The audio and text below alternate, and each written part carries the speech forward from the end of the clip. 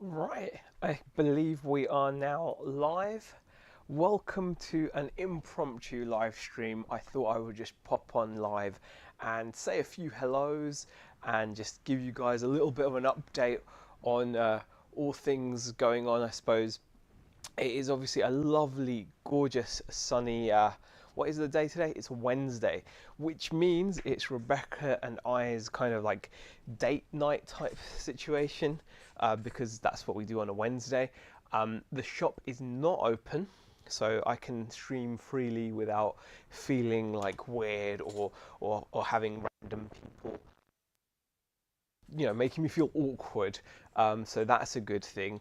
And yeah, so I'm just here really doing a few bits of work before I go to pick Rebecca up. So she'll finish work at 1 o'clock, which gives me enough time to get on and do some bits. So a little bit of shipping needed to be done for the website.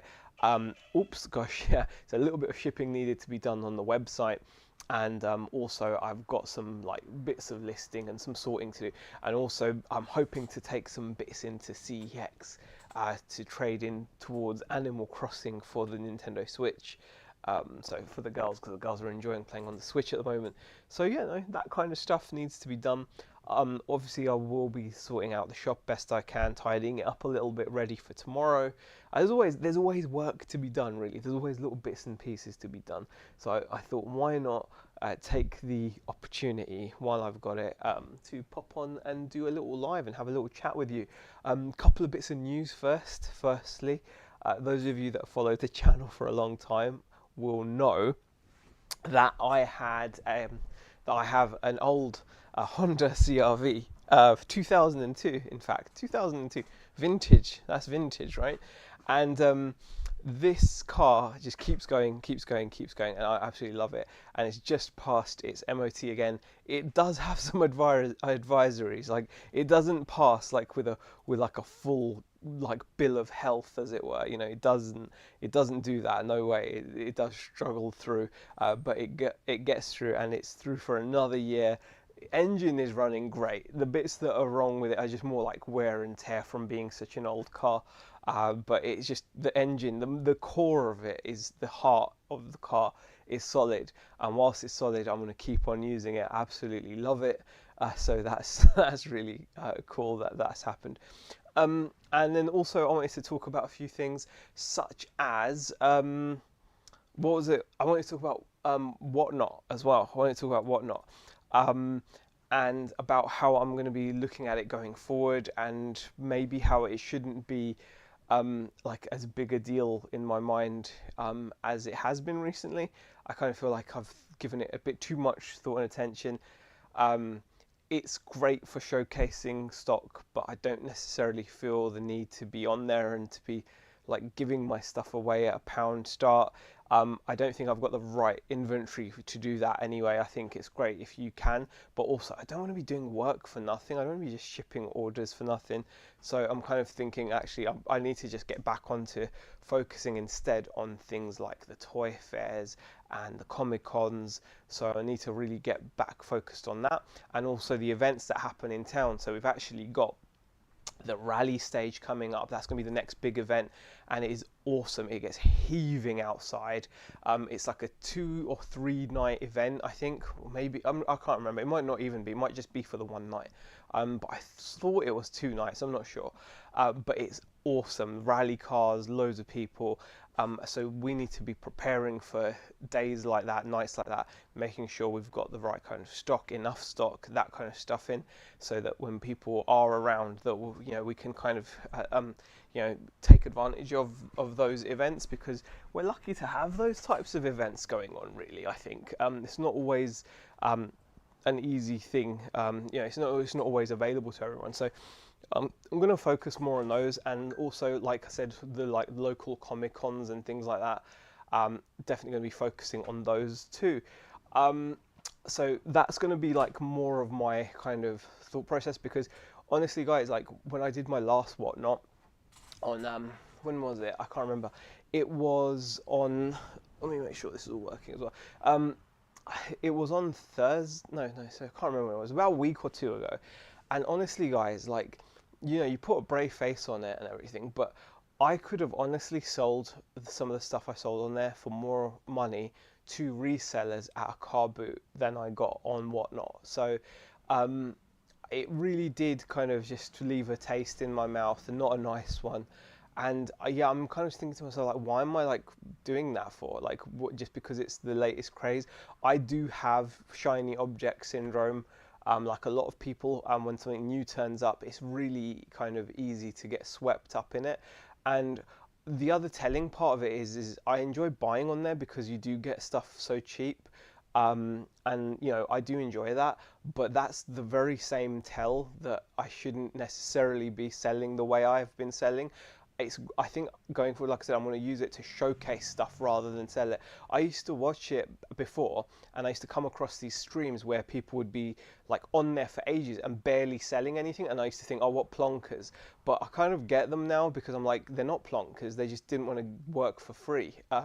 You know, even if you got something for free, but you're selling it for a couple of quid, is it worth shipping like 50 orders at a couple of quid? It's just not. If you're getting good prices, if you've got a following, like I know some people do really well on there. Obviously people like John Luke, people like George Ross. Brum had a really good first sale as well. And you know, I think I think if you've got an audience and the right stuff, obviously you've got luxury pickers, you've got Chaddy, Pete, and Lola. There are people that definitely make a success of it, 100%. And in the pop culture kind of area, you've got Magpie Toys, and they seem to be able to burn through stock, and they're able to like sell Funkos and stuff super cheap. So you know, there are plenty of people on there that are doing well. But I think you need to have a combination of some kind of a presence, some kind of an existing presence, which I don't have. You know, I just simply don't have that kind of audience at all. And you know, you've got to build that up so you can take it across with you. I kind of feel like you've got to have that, and then on top of that, you've got to have some good stuff. Hi Brum, thanks for popping into the chat. First comment, actually, I thought the chat was broken. It's just, no, this is the current state of this channel. There used to be a time where I could go live and have people in the chat, which is great, but this is what I mean. Like, if you don't have a presence online, I think it's going to make it more. I do think it makes a difference on Whatnot in the UK at least. And then on top of that, you do have to have the right stuff. My stuff, I kind of feel like, is not necessarily the right stuff to start off at a quid, because it's just. But then again, I see other people with worse stuff than me doing fine because the audience is there. So I do kind of feel like, actually, like, you know, stuff. You know, I've had like literal stuff like sealed Yu-Gi-Oh action figures. Now, if I went to a car boot, there's no way I wouldn't be able to sell that for at least 3 quid for a Yu-Gi-Oh sealed action figure. I got £1 for one on Whatnot. £1. No one even bidded against someone that was bidding £1 for a Yu-Gi-Oh action figure. It's kind of like bonkers. And not just that, there's lots of examples like that I can give. Plushes that I'm selling online for like 20 quid, right? Game of Thrones plushes, right? Someone actually bought one on eBay from me for 20 quid, shipped to America, so they had to pay shipping on top. On Whatnot, I'm getting a quid, and no one's bidding against people bidding a quid, and it's like, you know, that's now going to be, so that I'm thinking that can't be the product, because the product's a good product. It's just I didn't have the room, I didn't have the audience, so more for me, I guess. But that's literally how I'm feeling about the Whatnot side of it, and especially when I then think about, I can take this stuff to toy fairs as well and achieve the whole thing with Whatnot. I think, hi Deep for Ideals, thanks for popping in and saying hi as well. That's the other thing, like, I think like the attraction obviously of Whatnot is like oh, you can sell everything in one go, which is great, but I can do that on a toy fair or a Comic Con. There's plenty of Comic Cons that happen and stuff, and you know, I've done a couple of toy fairs in the past, and I've seen you can take some serious cash in the space of a few hours. And that's cash transaction, no shipping. Yes, you have to pay a table fee, but if you divide your table fee by the number of items sold, you can work out your costs that way. So I kind of feel like that's just something I'm thinking about. Get a QR code in store and sign up your in-store customers. I'm getting some for the shop. That's not a bad idea, but that's the other thing, Brum, as well. I was thinking it would be awful, right? Like, say we've got customers that do follow us on social media and stuff. how awful would it look to them as well if they were seeing stuff that they're coming into the shop and buying, and then say if they saw me doing a whatnot where the same stuff went for like dirt cheap, because I started it at £1. That's not fair on customers that have supported the shop and support the website and stuff. That's not fair on them either. So I'm kind of like, I think it's just the way I've been doing it is wrong. So I kind of feel like it's not that the platform is obviously not the issue. It's me, and the way I've approached it in my situation. I suppose it's another one of those classic cases of, just because something works for someone else doesn't mean it's going to work in the same way for you. And I think I need to just, like start my items at a price that I'm happy to take. And if someone bids, they bid. Like I said, I used to watch these. I've seen lots of other whatnot sellers where they'll be on for hours, right? And they'll like a couple of hours, and they may only sell a handful of items, but whatever they sell will sell at the price that they've started it at. So they'll be like, if they're doing Funko Pops, they'll start them at 10, 15 or whatever they think they're worth. And a lot of times no one's going to buy them, but the odd person might see something they like and buy it. I've seen some sellers on whatnot, like have buy it now prices. Why not focus on that? That's just it. Yeah, that's just it. That's exactly what I'm gonna. God, it's too sunny out there. It's like starting to get warm. I'm complaining about it being sunny. That's just disrespectful. I'm chuffed about the sunshine. I think. Well, that's just it. Like, I think I'm gonna just focus on buy it. Yeah, sellers just have buy it nows. I think that's exactly what I'm gonna do. Is I'm gonna just set up a bunch of items as buy it nows, and then I'm gonna, like, just do like a QVC style thing. I mean, there's, like, I'm not being funny, but like, that alien figure there, for example, it's worth 30 quid all day long. Actually, on eBay, you can happily sell them for 35, 40. 30 quid is a good price for that. We've just had these Dune like PVC statues coming. They're 20 quid. I'm not going to sell them for less than that. Like, do you know what I mean? Like, it's pointless. If I started them at £1 on whatnot, I don't know what I'd get. Sometimes things can go higher, and I think that's the kind of attraction of it. But I kind of feel like, I suppose you've got to have a certain stock to be able to do that, and I'm just not. And like I said, also, you end up with a massive amount of packing and not for a lot of money. Like, if you've made a couple hundred quid, but you're packaging out like 30, I don't know, when it's not 30, it's never 30 different items, but if you've sold like 30 items for like 200 quid, that's not great. That's shit. And then you might have like 10 parcels to pack for that as well, and you're like, what am I doing this for? I could have just literally taken this to a toy fair, sold it for more money, and had less hassle. So I'm kind of like, I need to just not get swept up in things. That's like my character flaw. Hey, Simon Elliott, the nail in the coffin for UK whatnot when will be when car boot Chris leaves.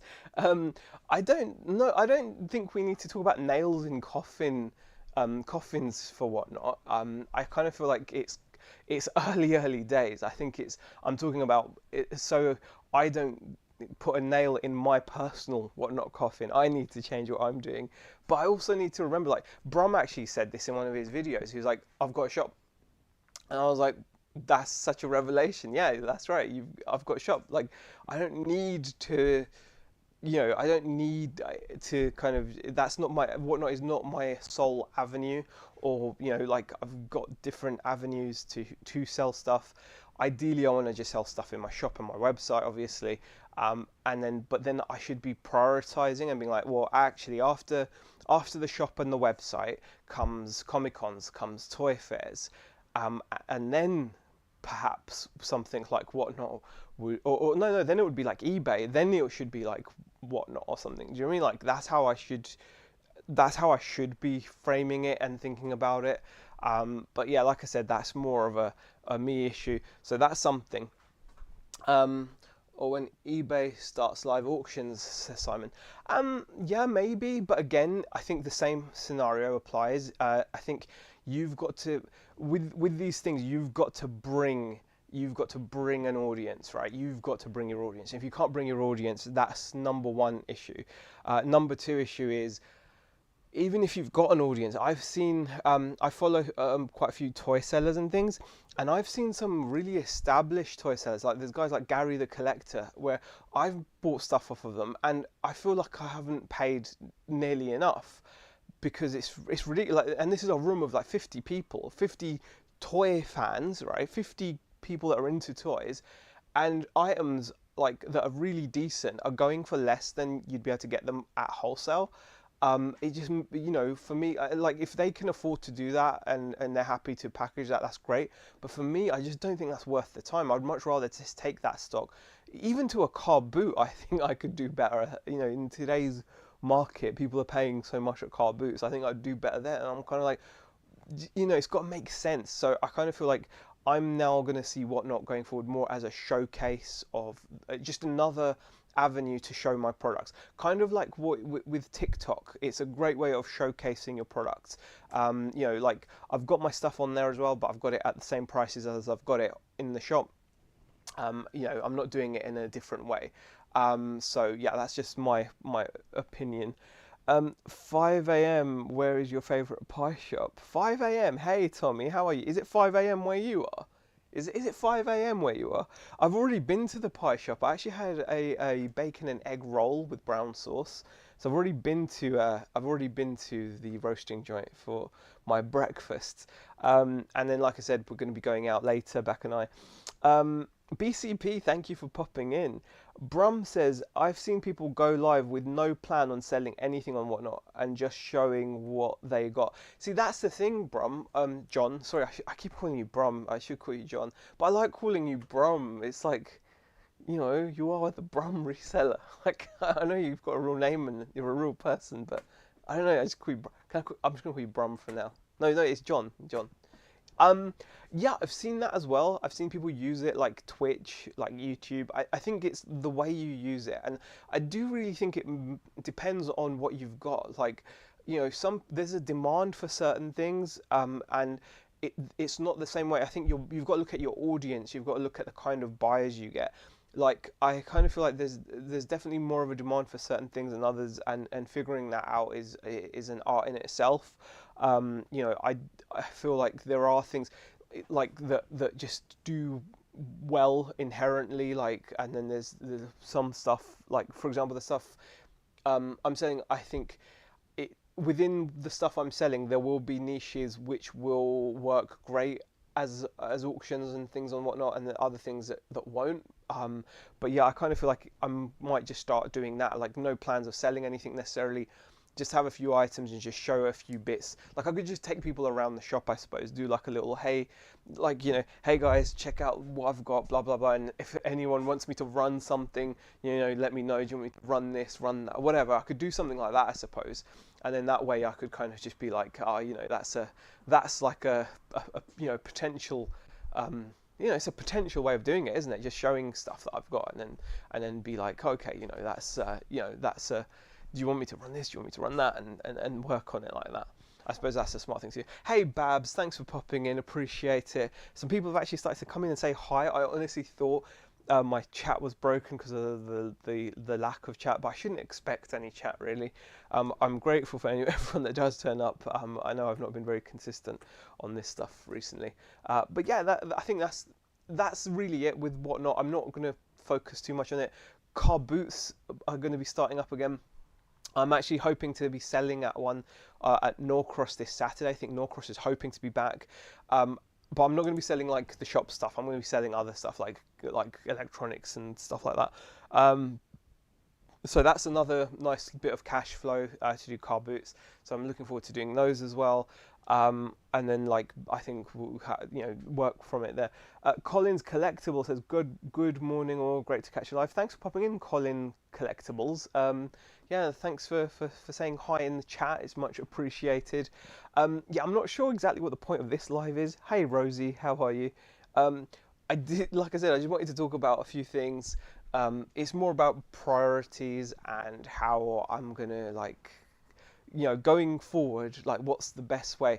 Like I think Whatnot is definitely the new shiny thing, but there are I've spoken to a few other people as well, and it's like there are other much better avenues as well that are open. and that are open to me, and I should be looking at those more than just focusing on. I get too tunnel vision. I think that's all it is. But yeah, for those of you that weren't in earlier, I will repeat myself. My Honda has passed its MOT yet again. I'm thrilled. I'm surprised. Yes, it has some advisories, but we've got another year with the CRV, which I'm absolutely thrilled about. So yeah, that's really good. So that's going to be in full use. What else? What else? What else? What else can I talk about? I don't know really. I don't know. This is the point where I kind of come undone. I'm like, like there's not much else going on really. I'm gonna be, like I said, it's my day off today, so I'm only here to sort a couple of little bits out, and then I'm gonna be out for the rest of the day. Hopefully I'll be out. I might be able to buy myself some more toys maybe, spend the afternoon with Rebecca, chill out, have some lunch. We will have to do some food shopping, unfortunately. Just boring life stuff, guys. It just doesn't end, does it? It's just like, these things always have to be done. Like constant food shopping. Like the kids just, and not just the kids, obviously me too. Like we just burn through food so much, and like that kind of stuff just needs to be dealt with. I'm also looking to take some stuff up to like I said, CX. Great news about the Honda. Thank you very much, Babs. I do appreciate it. Yeah. It just, the car just keeps going. I absolutely love it. It's on 171,000 miles now. 2002 Honda.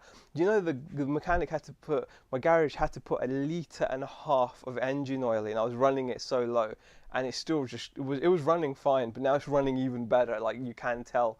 Now that he's put the engine oil in, you can definitely tell it's a lot more the engine sounds a lot happier, I think. So I've probably shortened the life of the engine by not having as much engine oil in it as it should have, but I'm just terrible like that.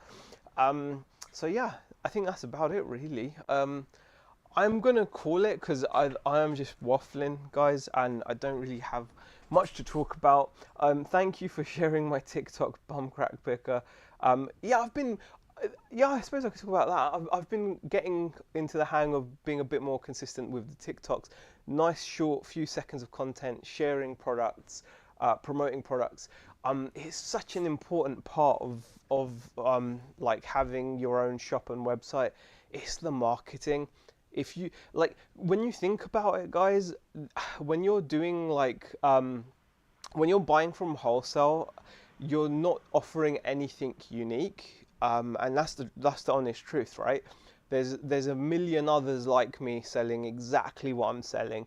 I've not got anything particularly like rare or any. Do you know what I mean? I'm not offering anything that you can't get from someone else, right? So the only thing that makes, so for example, this morning it was really lovely. Had someone from Florida buy from our website, which shows they trusted it enough and whatever. I think it was a Google organic search from what I can tell. And the only thing that the only thing you can do when you're selling in such a competitive kind of situation, I suppose, when you're doing like wholesale and you're selling stuff that loads of other people are selling, it's your marketing. That's the only thing. Like, why should someone buy from you and not someone else? And you can't just do price, because that obviously is just like a race to the bottom. And there comes a point where it's just not viable, because you can't just survive on being the cheapest. And I don't necessarily feel like the most successful businesses are always the cheapest businesses. That's just not true. It all comes down to the marketing and the promotion. Like, you've got to kind of make people want to buy from you. There's got to be like a reason, like why someone buys from you. Like when people come in and be like, oh, I saw you on TikTok, or I saw you on YouTube, or and they're like genuinely happy to support and buy from you versus from someone else. And it's not because the product's any different. Buying an action figure from me is exactly like buying an action figure from someone else, but you've got to kind of create that kind of loyal customer base through your marketing and stuff to do it. Otherwise you just won't survive. I think that's what's becoming kind of quite abundant to me. abundantly clear, I should say. Like it's something it should have been a lot more on my kind of radar, but 100%, you can't just survive on the strength of what you're selling. Like I know that sounds really daft, but when it comes to like wholesale, especially, like when you're selling rare random bits that you found at car boots, they sell themselves because there's limited supply. But when you're selling something that's current and that can be ordered by all your competitors at a whim, then it comes down to, well, why should I buy from you versus them? And then it comes down to like your marketing, really. Anyway, on that note, I think enough rambling. I thought I'd go live. I did. This is the result of it. Hope you enjoyed it. If you did, give it a thumbs up. If you didn't, give it a thumbs down. And I will hopefully see you guys in the next video or stream. Hope you have a lovely day. It's beautiful weather outside. Enjoy it. Bye.